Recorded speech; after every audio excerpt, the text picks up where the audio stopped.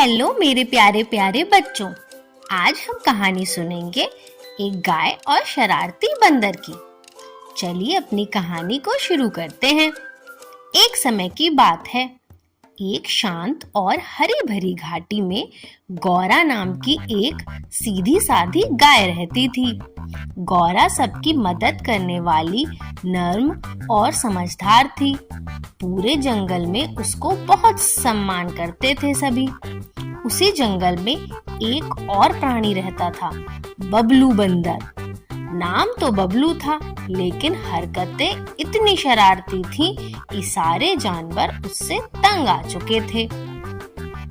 कभी हाथी की सूंड से झूल जाता, तो कभी खरगोश के कान खींच लेता, तो कभी पेड़ से फल तोड़कर किसी के सर पर गिरा देता। गौरा हमेशा सबको समझाती थी, बबलू अभी बच्चा है, एक दिन उसे अपनी गलतियों का एहसास जरूर होगा। पर बबलू की शरारतें बढ़ती ही गईं। एक दिन तो उसने हद ही कर दी। उसने गौरा के लिए बिछे हरे चारे में कांटे और लाल मिर्च मिला दी और पेड़ पर बैठकर हंसने लगा।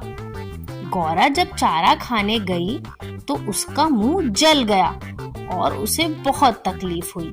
जंगल के सभी जानवर बहुत नाराज हुए।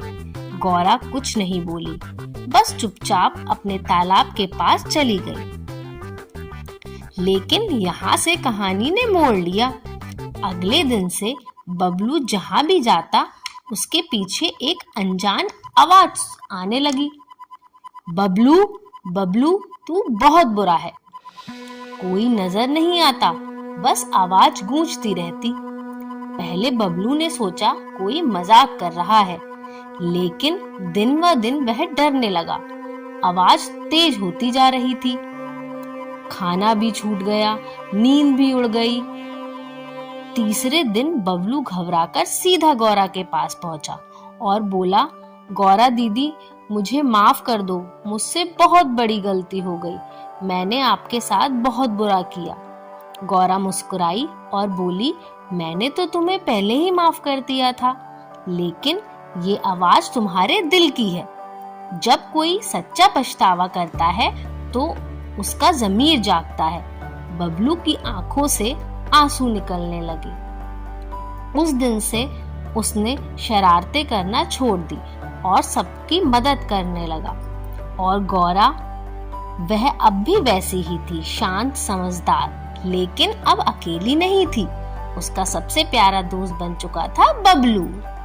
तो मेरे प्यारे बच्चों, हमने इस कहानी से सीखा, अगर तुम्हारे साथ कोई बुरा करे तो बदला मत लो।